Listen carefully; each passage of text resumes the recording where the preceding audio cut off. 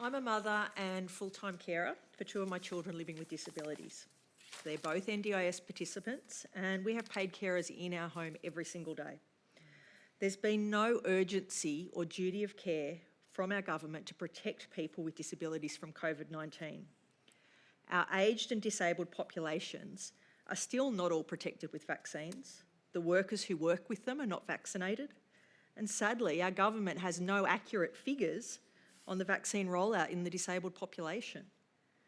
Why have people with disabilities been an afterthought in the vaccination process despite being prioritised in the rollout plan? Tim Wilson, this is the burden of government that a lot of these questions are falling to you here tonight. But can I just add something to that in terms of numbers? And this surprised me, I have to say. Senate estimates just this week. For people living in disability care, just 355, or about 1.6% of more than 22,000 residents have received both doses. How can that happen? Well, as everyone's aware, there's stages to the vaccine rollout based on the degree of need and the risk of what would happen. Shouldn't this be a priority, though? I understand there's stages, but you're hearing here from someone who's absolutely connected to this. It's not a question of stages, it's a question of priority, isn't it? Well, it is a question of priorities, and the people who get the priority first and have got the priority first are those most at risk of very severe health conditions if they attract COVID-19. People's disabilities don't automatically equate to that challenge, and there are young people who have a higher risk in comparison to some older people in other sections of the population. The best opportunity or the best outcome that everybody would like, I suspect, on this panel, and for the most part in the audience here, is to be vaccinated yesterday. But when we have to provide supply over a time frame that actually makes sure we target different sections of the population based on their risk profile, it will move progressively. And as we move through different stages, we start the next different stage and continue to go down, because of course a lot of the younger people in the room, because of their risk or diminished or low risk profile, won't have been vaccinated. So it's a stage rollout, and people with a disability are a critical part of that conversation. But there are other subsections of the population with a higher risk profile that get a more urgent... Fiona, Look, I'm really sorry. Can I just go back to Fiona for a moment? Then I'll come to you, Diane. Thanks. Fiona, you were shaking your head about that. What does that answer say to you? Well, my understanding is that people with disability were in phase 1B of the rollout, and residential care was included in that, as well as disability carers working in private homes. So all of my carers should have been vaccinated by now. I'm the only one who has been. And as outlined before, we've had some supply issues into Australia. No one's disputing that. That's been very public. But we don't wait for one stage to finish to start the next one, because if we did, it would take even longer for them to be able to access supply, and it would take even longer for those in different subsections of the population. So the objective is to get people vaccinated as quickly as possible and to make sure that this period ends as quickly as possible. I just don't agree. Diane. It's very hard for us to take an answer like that seriously. Lisa said we need to get serious about this. And I'm sorry, I am usually not the critical person. I'm usually the measured lady with the grey hair. But as I said, my mother in aged care received her vaccine on the 26th of May, and fully 2 months before that, my 30-something Pilates instructor received her vaccine as a frontline health worker, and that circle doesn't square to me. And I think we all have experiences like this which make us think that the best minds are not being put to the issue of getting this rollout back up the S-curve. Because as a business person, I know that take-up will follow an S-curve if you work hard at it. And we're bumping along the bottom. We need to change the way we're dealing with this to absolutely accelerate our rates of vaccine. Otherwise, at the end of next year, we'll still be waiting. Well, there was actually took 45 days to issue the first 1 million doses. It's now in the tens to issue the fourth. So we're continuing to move through rapidly. And you're 100% right, it is going on a curve and it is getting much faster. But we need it to go like this, not like that. As I said at the start, the best day we could have everybody vaccinated was yesterday, but we're going to keep working at it to make sure that's the case. But if we wait for one stage to be finished before we start the next stage, then that will be going for many, many years versus getting every single bit of it it moving as quickly as possible. I still want my mum done before the Pilates instructor, sorry. Well, And I want people with disabilities who should we have all been want people done. with disabilities. Yeah, I Should know. have been done. And if it was just people with disabilities, you'd say, this is a stuff up. How are we going to fix it? But it's not just people with disabilities, it's aged care, it's people with disabilities, it's frontline health workers, it's frontline workers right across the economy. All the people who we've been lectured to get out from under the doona. The thing that's going to get us out from under the doona is getting the vaccine supply and all logistics sorted. The one thing the Commonwealth said, we've got this, we're going to do it, is the one thing that they've stuffed up. Can I just say, though, that's, of course, in opposition, you get to raise those questions, but an extraordinary time to be in government, isn't it, to deal with a once in 100 years pandemic such as this. And while we talk about the things that are going wrong, we're in this room here tonight having this conversation. Australia has been spared, thankfully, the worst of this. And now we're getting to the stage where we can see potentially beyond this. There have been some achievements, haven't there? Yeah, and I absolutely, you might have heard me earlier saying hotel quarantine was actually a sensible solution when you're running at 1,000,000 miles an hour trying to sort out a problem, and you can't start building quarantine centres and have them stood up in a week's time. So I'm not criticising everything, but the one thing the Commonwealth said, we've got this is our responsibility, get out of the way states, we're going to do that, was the vaccine rollout. And it's the one thing they should have said, well, who runs vaccine programs in this country? Week in, week out, year in, year out. States do it, and they do it damn well. Let's work with them more closely. Let's use their infrastructure. Yes, GPs have a role.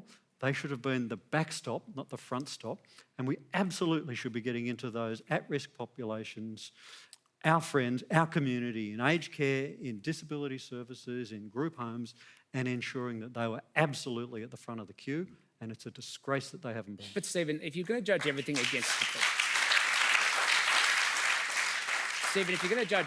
perfection, right now we have a breakout. No, I'm not doing that. Well, politely you are. If you go and look at the Victorian circumstance right now, we have an outbreak, and frontline health workers, ambulance officers in Victoria, only half of them have been vaccinated by the state government. It is going to take time. People will always find that frustrating as an answer. I completely understand why, because we want people to be vaccinated. But I'm not going to sit here and lecture the Victorian government and say they have failed every step of the way, because frontline health workers, including sometimes people who go out and pick up people who may be suffering very serious conditions associated with COVID-19, have failed. It's about building confidence, as was discussed before, encouraging people to do it, providing the pathway for people to be able to, because the objective, again, of everybody on this panel, and I would hope of the Australian population, is to get the nation vaccinated as quickly as possible. Perfection's not the standard. Doing what you said and promised you were going to do is the standard, and I think that's a reasonable standard to hold you to. Okay, we have to move on to our next question. This one comes from Paul Boltwood. Good evening, panel. Small and medium-sized businesses employ the majority of workers around Australia. Many of these businesses, including tour operators, are shutting their doors for good due to border closures, lockdowns, and the demise of JobKeeper. Their staff are destined to join the ranks of the silent unemployed, especially those over 50 or those whose partners work part-time. Is it time to introduce JobKeeper 2? Paul had specifically asked before we came on here, Gordon, that he wanted to direct a question to you. So how are you seeing this impact? How are you seeing this impact here where you are? Well, just remember, I'm a lowly Lord Mayor. Okay, the federal representatives here would no doubt have something to say about this one. But at the same time, yeah, I'm very conscious of the fact that small and medium-sized businesses employ most of the people in this country, and they're a great source of employment opportunities, and the impact upon them has been immense. The government has announced today the $500 payment, disaster payment. I think that's the term that's being applied for those who have been out of job for more than a week, as in Victoria. It's 500 for full-time, about 300 or so for people working part-time. And there are some other conditions on that. Other conditions around it. Inevitably, and just from my observations anyway, and Stephen and Tim might want to comment on this one, it is that the government, I think, has just tried to do throw money at the problem. The challenges are before us. You've got to think fast in dealing with a pandemic. It's not only about vaccinations, it's about testing and all that. How do we keep people employed? How do we keep people sustained? And it might be the case that we've got to think of this as another means by which we sustain the Australian workforce and population for another period of time while we get through these difficulties. But it's a bit like all the factors involved in the pandemic. It requires decisions that have had to be made fast, and I don't know how we're going to pay for it at the other end. That's the other issue. We can, pour money into it, but what I am concerned about is ultimately the issue of inflation. Diane Smith-Gander, someone who works in the business sector, and one of the things that we needed to do, with respect to what Gordon had to say, is throw money at it. JobKeeper and JobSeeker, getting people to the other side. We're now out of that, but what does the future look like? We're in a really interesting labour market at the moment. You know, SEEK had its single biggest month in April in the 23 years that it's been in existence. But at the same time, we have 250,000 Australians who are in long-term unemployment. So 290,000 jobs on SEEK, 250,000 people in long-term unemployment, and real changes occurring. I think in a few years' time, when we look back at this, we'll see that COVID accelerated us into a very different sort of work for Australians. I'm really interested in this emergency payment. One of the conditions that I've read about is that you need to be in a federal agreed hotspot. Now, we don't have hotspot management uniformly across Australia. And so I wonder whether there's a little nudge in there to try to get us to a more uniform approach to have hotspots and keep our borders a bit more open. Able to answer that. He might be able to tell us about that if he's still talking to me.